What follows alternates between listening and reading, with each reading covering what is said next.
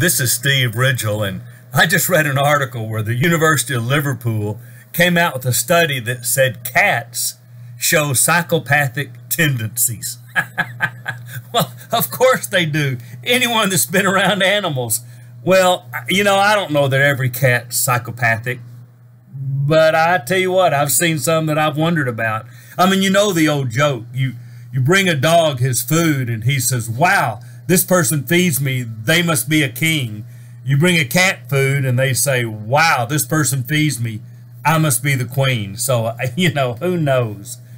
But, you know, I laughed about that because it makes you wonder if cats are psychopathic. Why would anybody want to have a cat? Well, anybody that's ever lived in the country always wants a couple of cats around your barn because you know what? They're really good mousers. Boy, they keep your rodent population down.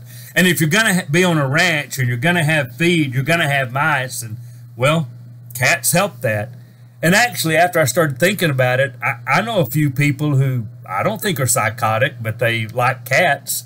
I've got friends that like cats. I've got relatives that like cats. My daughter likes cats. You know, and I know some of their cats, and some of them I think are a little psychotic, and I'm scared of them. And some of them, I got to admit, if they come over by me, I scratch them behind the ears, and sometimes they crawl up my lap, and sometimes they purr. And, you know, I was thinking about that, and I thought a little bit about God and us and people. You know, there are people out there, you just look at them, you think they're psychopathic. They are. They just, boy, you worry about them, you think, man, they are scary, and I don't know. And then, you know what, you get to thinking they're made in God's image, and sometimes, because they're made in the image of God, they even do a few good things. And sometimes, as you get to know them, you find out that, well, they become domesticated, I guess, because they come to Jesus.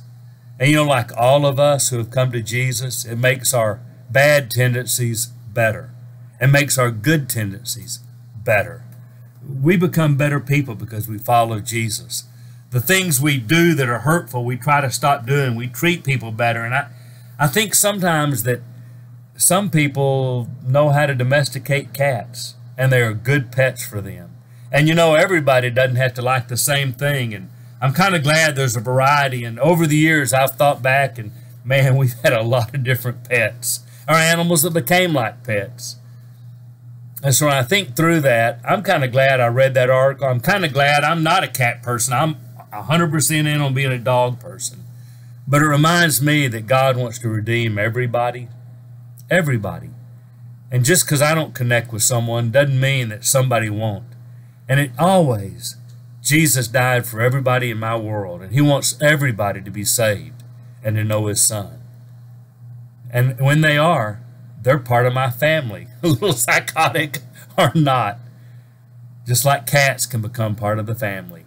So I'm glad I read that article because it reminded me not to be so quick to decide what the value of someone is. I need to let God set the value of the people in my world. And I'm going to do my part to try to love them and show them God's love and tell them about the one who loved them so much. He died for them, that they could be adopted into the family of God, just like I was.